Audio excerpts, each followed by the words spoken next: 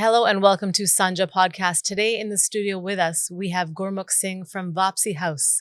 He's a clinical counselor with them, and we're going to talk to him about what the program consists of and why he's part of this wonderful program. So welcome, Gurmukh Singh. Sis, thank you so much. Waheguru ji ka khalsa. Waheguru ji ki fateh. So nice to see you. Well, thank you for having me. Of course. Instantly, like as soon as I said hello to you just now, I felt this calming presence. Wow, I feel like you're counseling me. What a compliment. Thank you. No, you do have a sense about you that's just very calming. I think that a lot of people are benefiting from that. I've talked to Roman Singh of Vaapsi House, and he's been raving about you. And Good. I know that you're a podcaster as well. I try. Yeah. I try. Well, you're changing the world, helping people out of tough times and guiding them. Thank you. So let's get into it. Let's do this. So tell me, right now you're a clinical counselor with Vaapsi House. I am. And what does that mean? Tell us, first of all, what is Vaapsi House? Vaapsi House it's a sober living home. Okay. We run a 90-day program there for people on varying degrees of their addiction journey, from the individual who had just come out of detox to the individual who has relapsed a couple of times. Varying degrees of support. With that, I mean, it's just a wonderful program for our Punjabi men who are without a doubt struggling. Yeah. When you said our Punjabi men, that made me think of the fact that in our culture, we don't talk about, addiction. And if we have it, we just sweep it under the rug. Koi nahi, kuch nahi hunda. That's always, what we hear. Absolutely. I've been doing this for not psychological counseling. Prior to this, I was a paramedic, and then prior to that, I spent years working with the unhoused populations, from counseling to advanced care paramedicine to backcountry to downtown stuff, and now we're here. Yeah. But over that span of almost 15 years now, I've always found a way to identify that stigma. Yeah. And it's so pronounced in so many different ways, but we have this conversation a lot, whether it's at the house, whether it's in public, whether it's at the sick recovery retreat, which we were talking about earlier. Yes. It's how do we pull back, look at the stigma as for what it actually is? Okay. Because we say there's a stigma, but what is it? What right? Is it? We barely actually label it. Right. So when we say, one's ijat. Is it? Respect. Respect. Right? When we go out in the public, loki kenge sanu. Yes. There's another one. Shame. So these are the things that we need to peel back upon when it comes to talking about, our Punjabi men, we are struggling. Right. But what are the exact reasons that this stigma exists? And what are the exact reasons that we are suffering in silence / isolation? Right. And until we start having these nuanced conversations, because that's what they are, they're incredibly nuanced. Not every individual's journey is the same. That's right. And that's what we say, they're nuanced. But until we start peeling back the layers, Shrek reference. I don't know if it was Shrek, right? Yeah. Donkey, the onion, yes. Right? Lots of so layers. Until we start peeling that back, we're not gonna see many answers. Yeah. So when it comes to my work, this is where we are. We are at a space of having difficult conversations. With Marty Skerpa, I've been given this gift of having and being able to hold space for individuals to have the difficult conversations. Yeah. And to have this personal philosophy that change doesn't happen until something intimate happens, and the intimacy lies in a very deep conversation. Communication. 100%. Like we talked about just now, culturally, we're taught to not say anything if someone's suffering from a disease, even if it's not addiction, anything that is negative. I've had relatives that are like, somebody in our relation, somewhere along the line, somebody has cancer, and they're like, no, don't tell anyone. Don't tell anyone. Loki kenge. Right? But think about if they did tell someone. 100%. Those people would be there, can we help you? Again, and a lot of this rules takes us back to what it means to heal. We as a collectivist culture, we don't heal in isolation. We heal in sangat. Right. So we need to start examining where this mentality of it's just me. It's just my journey. I'm not going to tell my sangat what's going on with me. It's just my journey. That's right. Until we start peeling back on understanding that, true healing begins in sangat. Yeah. Then we're not going to move forward as a community. Right. And you're right. It's like even when we look at disease processes, and this is saying that addiction also is a disease, but when we look at disease processes, how come they're not discussed more? Right. As a collectivist culture, why aren't we having these conversations? They're truly difficult and very uncomfortable. That's right. And then when we look at it, you take it one step further, the young men who are struggling now, we know from studies like the studies of epigenetics. Yeah. We know that there is genetic traumas that are handed down.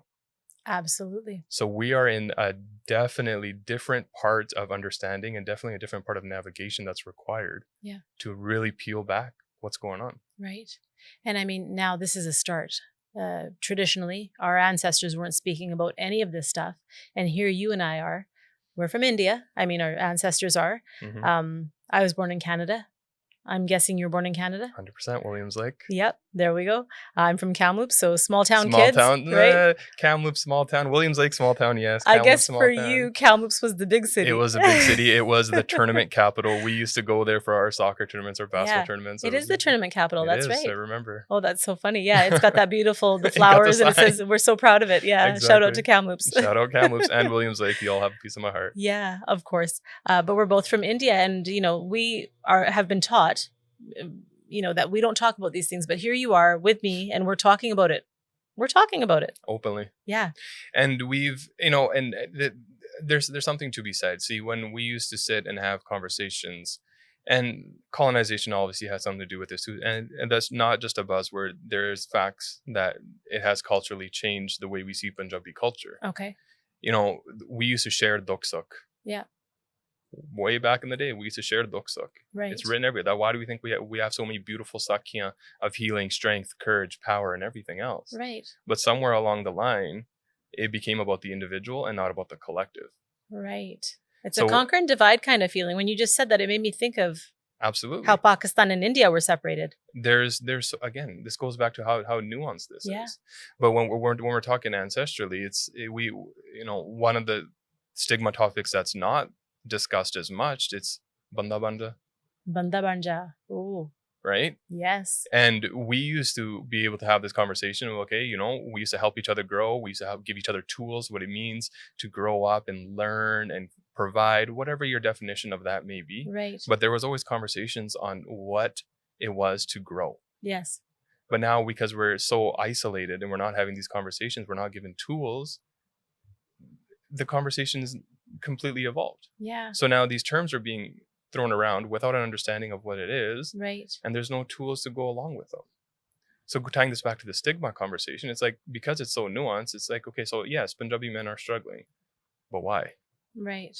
The pressure, maybe. There's so much pressure. So many layers to it. So many layers. I mean, when you meet these men that come to you in this program at Vaapsi House, you must see all of the pressures, all of the burden that they have on them. And then, like an onion, to peel those away and deal with all of those traumas and get them to just kind of center and realize who they are. Like, you're doing really good work.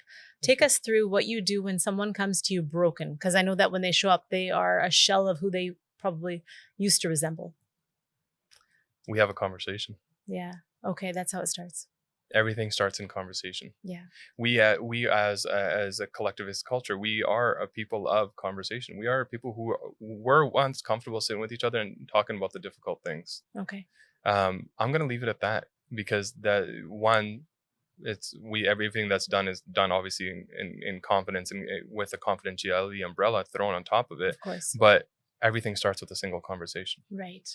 And then that's where the journey really begins. Right. Just having that, you know what? A lot of times I think we don't have anyone to talk to. And so we just bottle it up. And of course there's the stigma, but also there's that feeling of not wanting to burden someone. Oh, so, sis, you said the key word there again. That's also part of the stigma. Okay. Not wanting to burden somebody. Right. Because we know now, thank whoever you want to thank, whether it's Western science or Eastern philosophies, whatever they may be, we know that addiction isn't an individual's disease, it's a familial disease. Yeah. It's passed on. Right? Passed on, and it's not the only person, it's the individual who's dealing with it, it's the individual's families. It's everyone. The individuals.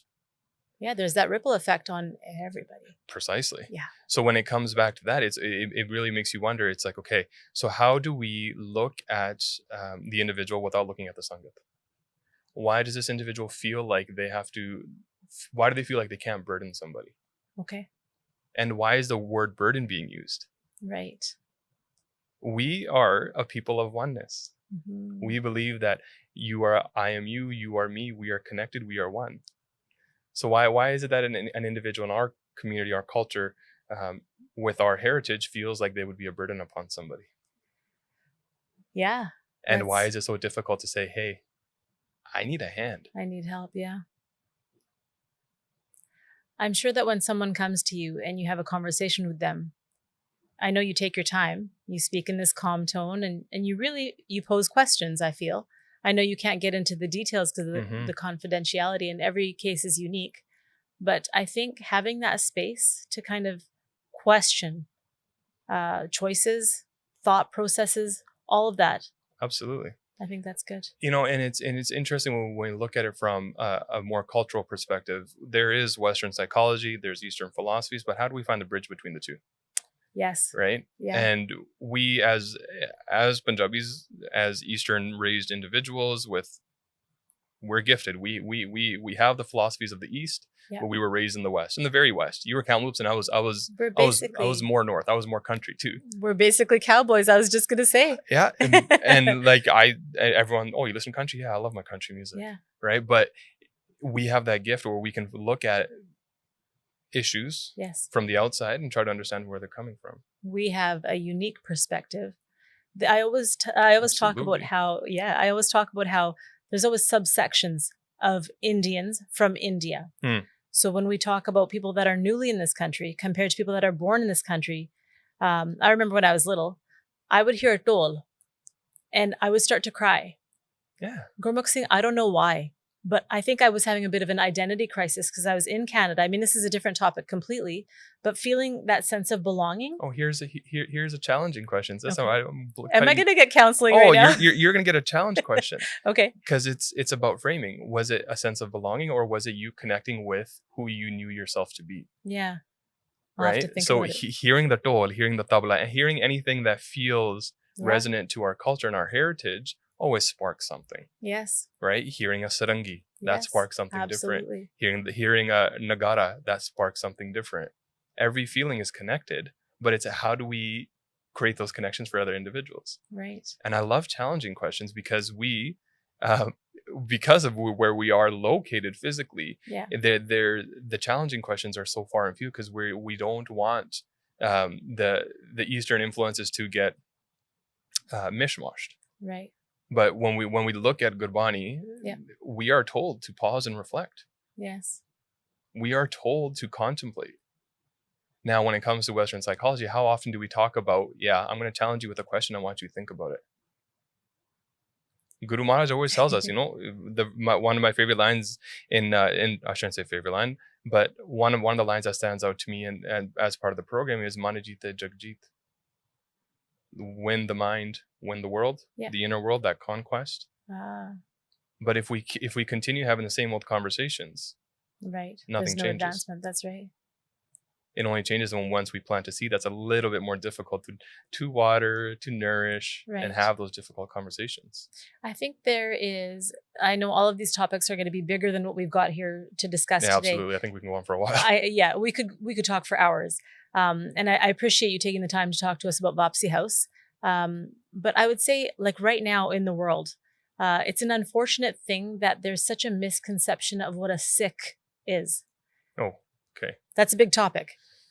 But we do really good things. We do great things. And I think that knowledge is power and communication is imperative. And I think that will be a future podcast. But I mean, just having a place for our young men to go to get help from you is one of those things that needs to be highlighted because Sikhs are doing wonderful things. Many people in our community are doing wonderful things. Yeah. One of the lines that we've started using more often now, we use Seva, Simran, Sangat as guides. Okay. Seva is always seen as a compass. Simran is always seen as a lifeline. And Sangat is your mirror. Okay. Finding that connection and understanding what those exactly mean and letting them guide you towards life can actually push you towards change. And that's one of the things that we tie ourselves to. Right. Wow. So when you talk about the program, let's talk about the retreat, because off camera we were talking about there was a retreat that happened. The Sikh recovery retreat. So we did the first Sikh recovery retreat this past summer. Vaapsi House, all the individuals attended there too. It was over a weekend. It was 4 nights, 5 days. We covered a variety of topics, but what it was a collective of men coming together at varying parts of their journey, working towards better versions of themselves. It was held out at Casa Center Miracle Valley, a wonderful, serene place. Yes. There's no cell phone service out there. Right. Food is langar. Maharaj is out there, so we matha take every morning. Okay. Can I ask you a question? Absolutely. Was there mahati dal? Of course there was. Yes. And there were That's my shole pature. favorite. There were shole pature too. I mean, let's just let's just really dive into it. Yeah. There was also shole pature Perfect. I because love it. that's one of my favorite meals. So we can't not go out with that. Yeah. So no cell phones. No cell phones. Really clean eating and Clean connecting with nature. 100%. Connecting with divinity. Yeah. Beyond I like saying nature with a capital N. Okay. Rather than nature small n. Yeah. Because it forces us to reflect on the fact that we are connected to everything and anything that's around us. Living things. Living. Yeah. Divinity is Absolutely. within us, around us, and everywhere. Yeah. This is also one of those things that we peel the layers back on. It's using the word God. It's not inherently our word. We got Waheguru, we got divinity, we got words to describe something. Ekonkar. Yeah. We have words to describe something that's beyond punitive. Yes. Divinity is loving, accepting, and not punitive.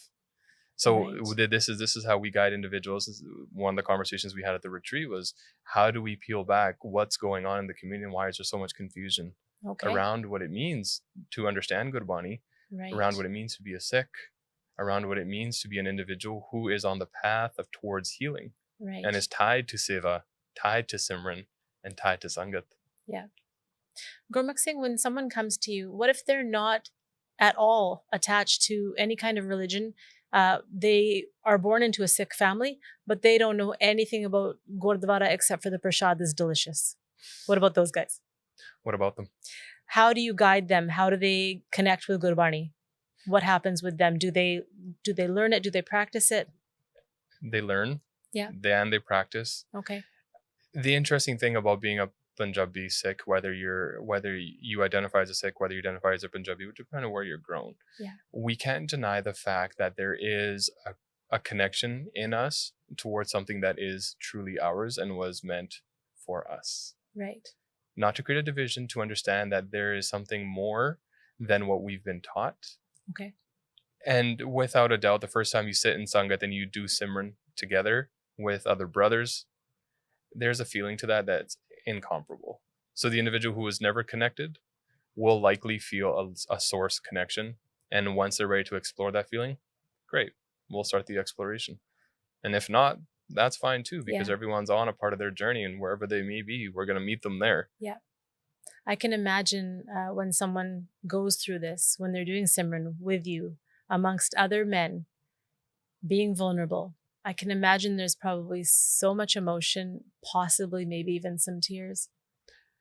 There is, me trying to describe a feeling would be not doing it justice. Okay. What I can say though, and I think I can comfortably say, is that there is an incomparable feeling, what it means when you're doing Nam Simran and you're remembering divinity with a collective of brothers. Yeah. There is a feeling, there's no other feeling that's very similar to that. Yeah. The word in my mind, just I feel like it's a family. Like I don't know. I've never experienced this, but just thinking about all of these young men sitting together, trying to improve themselves, trying to connect with divinity. It sounds like a very family feeling. Like we all have family, but Absolutely. Connecting. That's the word. The word is connecting. Right? The word, when you feel connection, you can put whatever you label on. If you want to put family label on top of it, do it. Yeah. Whatever makes you feel comfortable in that moment. But there is definitely a level of connection that individuals don't forget. Right. And then the young men that are in the program and get and seek counseling from you, clinical counseling, they're getting top-notch help from you. When they get that help, are they paying it forward? Are they continuing to help others? I hope so. Do you know of any? I have a philosophy. Sorry, what was the question? Are they paying it forward? Oh yeah, I have a very firm philosophy, because we are of a collectivist folk. Yeah.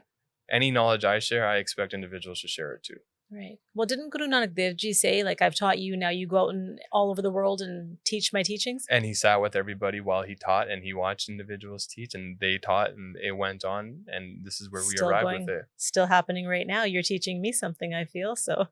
Constantly learning. Yeah. And our viewers are watching it worldwide. So you've got a huge audience that's also learning. Putting me on the spot, and I appreciate it. No, it's a good thing. I think that when you can, I think we learn by teaching as well. So I'm sure that when you're helping others, you're probably feeling this immense feeling of like a rewarding feeling, I would think. Rewarding is not the word I would use. I feel a source connection too. Okay. Yeah, I feel a source connection when I'm sitting with an individual and having a conversation that truly feels like we're one. Yeah. So yeah, the rewarding, sure. I don't think that's the word, but I can definitely say I feel a connection to another individual. Wow. I think when someone comes to you and they're able to connect with you and they feel that oneness, I think that right there would be something amazing to witness. I won't be able to, I know it's confidentiality again, but that idea that someone that's broken can come to you and you both are able to meet and your minds can meet and your souls and you're helping them to just kind of connect with you. That's a beautiful thing. You're doing great stuff. Yeah. I love that word, the beautiful thing. It's a beautiful thing. Speaking to you was also a beautiful thing. Thank you. If there's a message that you want to give to our viewers, you can give them that message now. Okay. I think if there's one thing, a key takeaway from this, I want everyone to remember that Seva, Simran, Sangat. I'm going to let you all source this one out. One is a mirror. One is a lifeline. Seva, Simran, Sangat. One is a mirror. One is a lifeline, and one is a compass. I hope you can figure out which one is which, and I hope you use it as a guiding source on your journeys. Gurmukh Singh, thank you so much for being with us today, and thank you for helping a lot of people out of a dark place and into a beautiful, light-filled life. Thank you so much. Waheguru Ji Ka Khalsa. Waheguru Ji Ki Fateh.